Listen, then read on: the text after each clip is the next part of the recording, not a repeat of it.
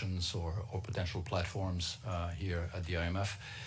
What we are seeing when we're looking at the world economy is goes beyond what might be happening in a single country. And this is why the scenario that we are looking at in box 1.2 of our World Economic Outlook is one that focuses on, if you want, an escalation of trade tensions between different regions, whether the US, the European Union, or China. And the numbers I quoted earlier are reflecting our model estimates of the cumulative impact of this increase in tension. So I think that this is something that we are very concerned about. We've seen a very sharp increase in the number of trade distorting measures implemented by countries since 2019, roughly. They've gone from 1,000 to 3,000. So tripling of trade distorting measures implemented by countries. And 2019 was not a low point. That was already something that was above what we were seeing in the 2010s. So there is definitely direction of travel here that we are very concerned about because a lot of these trade distorting measures could reflect decisions by countries that are self-centered, but could be ultimately harmful not just to the global economy, but this is what the benefits of doing a scenario analysis like the one we did. They're also hurtful for the countries that implement them as well, because of the impact on global trade also makes the residents of a country poorer. Okay, I'm going to take a question from WebEx, and then I'm going to go to you. I think that we have a question on the US. Please go ahead. Good morning, everyone. Elena Frazen from Kyiv Post. My question would be regarding the US resilience towards inflation shock. I remember talks about this during the April meetings and the April report, and I want to ask you whether you are still committed to this forecast of the US resiliency, and whether we can still see the risk of recession in the US, since recent talks about the unemployment date, it has not always came to the expectations of what the bond market or the stock exchange thinks. So is the US still as resilient as you saw it in April this year? Yeah, so I mean, the news on the US is very good in a sense. I mean, we've had an upgrade in our growth forecast for 2024 and 2025. The historical numbers have also been revised, so we even upgraded 2023. That's already sort of behind us, but the numbers came in and they were stronger than was realized. And that strong growth performance has been happening in the context of a continued disinflation. There have been some bumps in the road. The disinflation may not have been proceeding, especially earlier in the year, as quickly as was projected, but lately it's been quite substantial. So what accounts for this is two things that are really important there. One is there is strong productivity growth that we see when we look at the US. That's somewhat unlike other advanced economies, in fact, when we look around the world. And the second is also a very significant role that immigration has played. The increase in foreign-born workers in the US that have been integrated fairly quickly into the labor force. Now, the increase in unemployment that we've seen recently, I just showed it in my opening remarks, reflects to a large extent the fact that you have this increase in foreign-born workers, and they've been integrated quickly in the labor force, but still there is an influx of them, or there was an influx of them, and it's taken a little bit of time to absorb them. And that's what is reflected in the increase in unemployment rate. So the labor market picture remains one that is fairly robust, even though it has cooled off, but from very, very tight levels. Growth is solid. So I think to the answer to the question that was posed, I think the risks of a recession in the US in the absence of a very sharp shock would be somewhat diminished.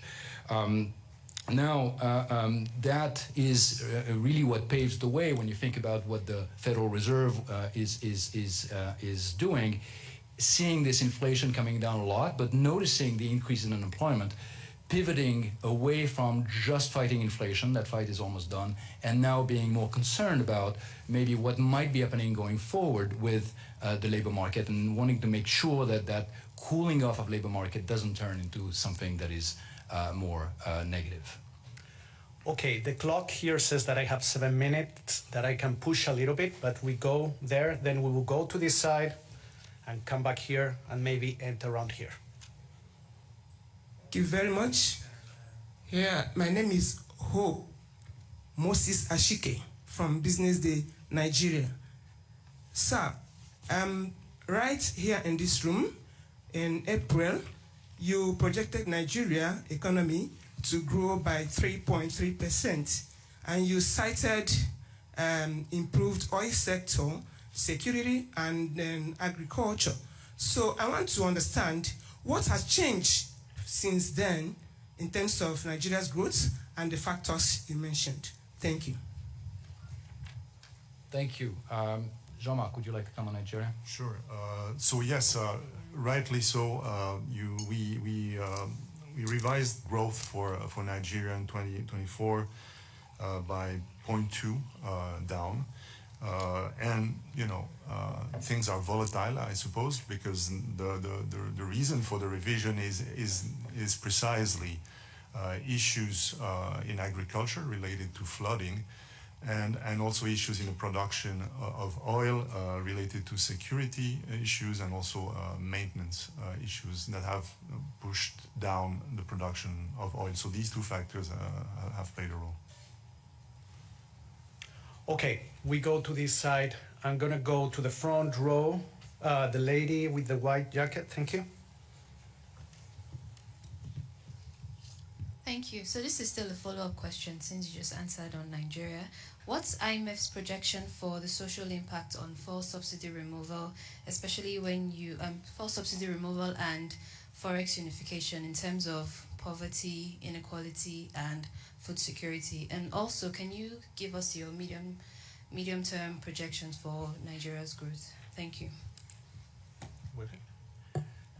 So I'm afraid on this one I will have to go back and check, because I don't have a number ready on the impact of removal of the fuel subsidy specifically on that you asked about. I don't know if my colleagues. And I will encourage you to formulate this question in the press briefing for the regional outlook for the African department. Probably there you will get your answer, but reach out to us bilaterally, and then we will get you the question. We're gonna go to the gentleman on the back. Yeah. Thanks very much. Andy Robinson, La Vanguardia, Barcelona, Spain. There seems to be a strange sort of divergence in the Eurozone economy, in which Spain, you've revised upwards Spain's GDP growth forecast a whole percentage point, whilst Germany is languishing. Could I ask you, is Spain's performance sustainable when Germany's in a recession? Also, one other question. You seem, in your box on inflation and wage share and profit share, you seem to be suggesting that if there's any danger of increasing inflation in the future, it's more an excessive profit share than an excessive wage share. Could you tell me if that's a correct interpretation? Thanks. Yeah, so I just a few words on the euro area in general, and then I will let my colleague Petia to come in on Spain. We do see some divergence across the different countries of the euro area, and one of the drivers is how reliant they are on manufacturing as one of the key sectors in domestic production. And what you're seeing is there is a general weakness in manufacturing, and that's hitting countries like Germany, while countries that are maybe a bit more reliant on services, including tourism, and Spain is one of them, are seeing a better performance. Now, on the second part of your question, then I'll turn it over to Petia, on the profit share and wages. We're seeing now wage growth that is in excess of inflation. And sometimes people say, well, that's a problem, because that means, maybe that cannot be sustained, and therefore there will be more inflation. Well, not quite. That's not the view that we have here at the fund.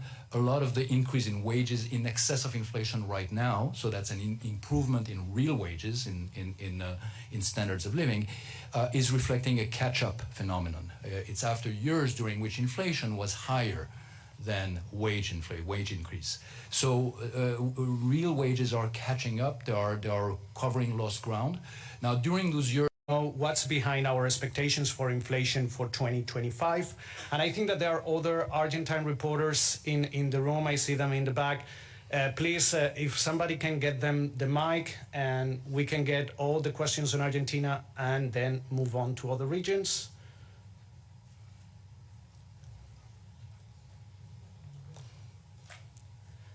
There, those two, please. Try to keep it short because I want to.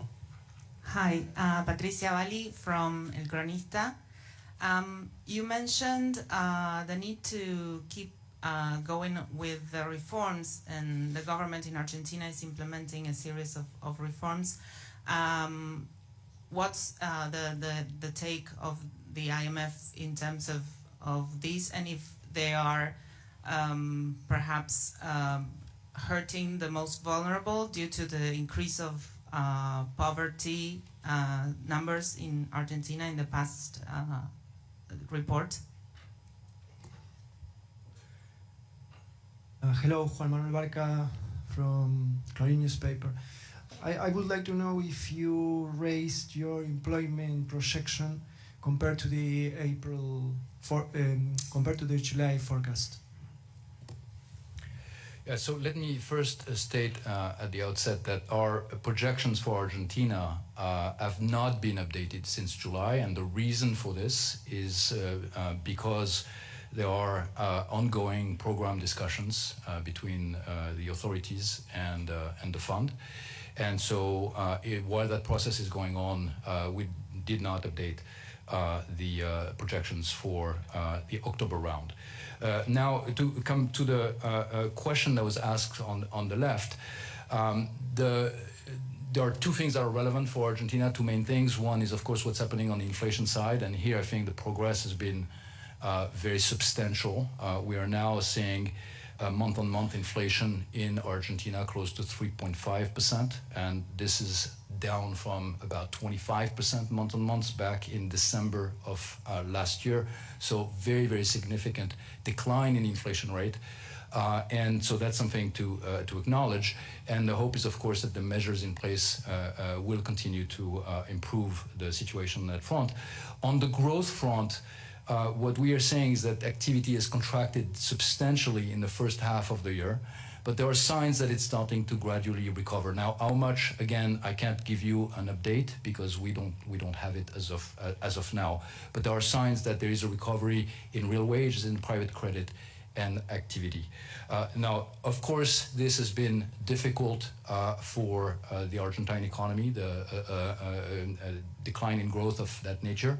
And that's something that, again, we are engaged in discussions with the authorities on the best way forward. I cannot comment more than that. Okay, now I'm going to get a question from our colleagues on WebEx. I think that where from ICAI it's there. Where can you hear us? Yes, clearly. So I have a question on China. Given China's recent implementation of various stimulus measures, such as support for the real estate sector, and interest rate reductions and other economic incentives, we've already seen a major boost in its capital markets. So how do you assess the potential impact of these developments on China's economic recovery and growth perspective? And also, how the external effects, such as the Federal Reserve's easing monetary path, will play a role here? Thank you. Before you answer on the Federal Reserve, there's other questions on China on the similar nature. The recent stimulus announced by the government and its effects. Okay, so China, as I mentioned in my opening remarks, we have a slight downward revision for its 2024 growth compared to our July projections to 4.8%. And that's a revision that's coming largely due to a weaker second quarter of the year. And that's weaker second quarter of the year is reflecting continued decline in confidence in the household and corporate sector, and also the continued problems in the property sector in China. Now, this is something that, of course, is a top priority to address for the Chinese authorities, and we've seen a number of measures that have been announced since the end of last month. First measures, monetary and financial measures announced by the People's Bank of China, and then some fiscal measures that were announced a few weeks ago. These measures in general go in the right direction from our perspective. They are trying to improve the situation in the property sector. They're trying to, for instance, lowering borrowing rates or trying to improve the balance sheet of the property developers. In our view, in our assessment, the measures announced at the end of last month by the PBOC, although they go in the right direction, are not sufficient to lift growth in a substantially material way, and that's why our forecast is still at about 4.8% for 2024 and is unchanged for next year at 4.5%. The new, more recent measures announced a few weeks ago by the Ministry of Finance are not incorporated in our forecast. We're waiting to see the details. I should mention, however, that since then, there has also been a release of the Q3 growth for China, and this has also been a little bit on the disappointing side. So I would say that what we're seeing in terms of where the Chinese economy might be going is a little bit of downward revision coming from the Q3 forecast, and then potentially some measures that will help lift the economy going forward. Okay, so we have an additional question on online. Basically, it comes from a reporter in Israel who wants to know how the current conflict is affecting the region and the global economy. Also, if there's any other questions regarding the ongoing conflict, we can go here on the first row, please. Hi, Amir Goma from Al Sharq Bloomberg. With the GCC countries increasingly focusing and diversifying their economy away from oil now, how the IMF sees the progress and how you assess that with the geopolitical tensions that may affect the attraction of the investment? Okay. So on the impact of the conflict in the Middle East on the countries in the region and maybe more broadly, let me ask my colleague Petja Koiva-Brooks to come in. Sure. Indeed, the conflict has inflicted a heavy toll on the region, and our hearts go to all who have been affected by it. We are monitoring the situation very closely, and what we could say at this stage is, apart from the enormous uncertainty that we see, is that the fallout has been the hardest in the countries in the region at the epicenter of the conflict. We've seen significant declines in output in West Bank, in Gaza. Lebanon has also been hard hit. Now we've also seen impact in on the economy in Israel. Although there, I think so far at least the impact has been smaller. Now, beyond that, there has also been an impact on commodity prices, on oil prices. We've seen quite a lot of volatility, though, as other factors have also come in, such as the concerns about global demand kind of have pushed prices in the opposite direction. Now, beyond that, when it comes to specific countries in the GCC region, when it comes to, for instance, Saudi Arabia, we've seen there the non-oil output has done very well, and we do have a small downward revision in the overall growth rate, but that is pretty much because of the voluntary oil cuts that have now been extended through November. Let me stop here. Thank you. Okay, we are coming here to the center of the room. I'm gonna go way back. The gentleman in the blue shirt, that I think is the third row from the back. Yeah, there he has, there. A little bit. Can you stand up? Yeah, perfect. And then I will go with you, with the lady. Okay, sorry. Thank you for doing this. Your alternative scenario about the trade war doesn't seem so far from reality. Indeed, especially if Trump wins the elections. Could you argument about that? Thank you. We have a couple of questions similar to that nature.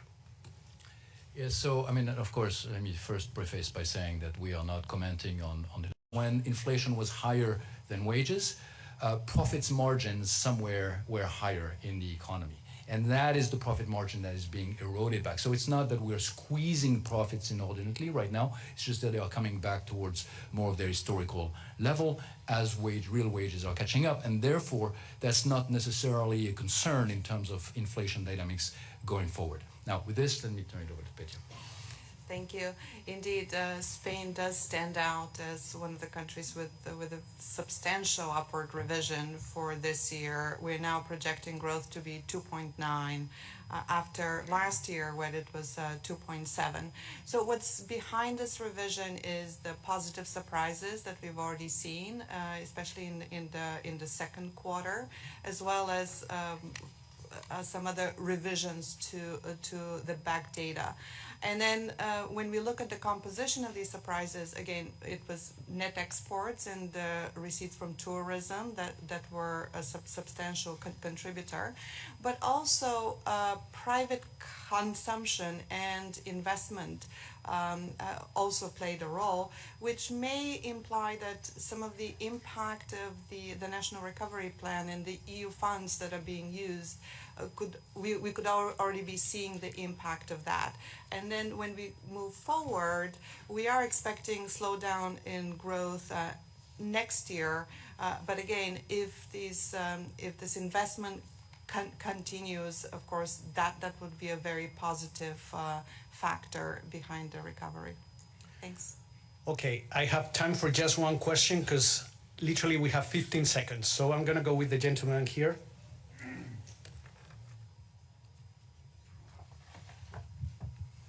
Thank you. Barry Wood, Hong Kong Radio. Mr. Gorincha, in April you said likely we will see one rate cut in the United States. We've seen it. The data, as you just said, is very good. Would further rate cuts be counterproductive?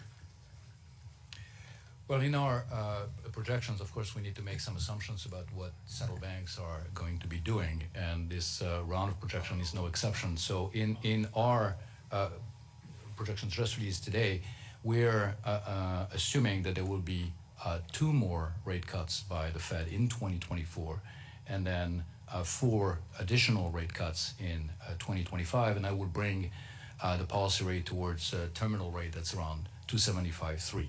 Now, why do we see the additional rate cuts? Well, in part, it's the progress on inflation. And then, as I mentioned earlier as an answer to an earlier question, the fact that we're seeing the labor markets cooling, and therefore the concern for the Fed is now to make sure that that last part of the disinflation process is not one that is going to hit activity. In the chapter 2 of our report, we describe how that last mile could be somewhat more costly because as the supply constraints have eased and moved away, it becomes harder to bring down inflation at last mile without hurting economic activity. So it's important to also adjust the policy rate path in the direction of a little bit more easing as the economy is smooth landing. Okay, as in life, all good things have to come to an end. But before that, I want to thank you all on behalf of Pierre-Olivier, Petya, and Daniel, or Jean-Marc, sorry, I'm having a deja vu here. Also, on behalf of the Communications Department, and a couple of reminders for all of you. The Global Financial Stability Report press briefing is going to happen in this same room at around 10:15 a.m. Tomorrow morning, you have the press briefing for the Fiscal Monitor, and later on the week, you will have the Managing Director's press briefing and all the regional press briefings that we've been talking about. I want to encourage you to go to imf.org, download the flagships, the World Economic Outlook, and if you have any questions, comments, feedback, everything to media@imf.org. So have a great day. Thank you.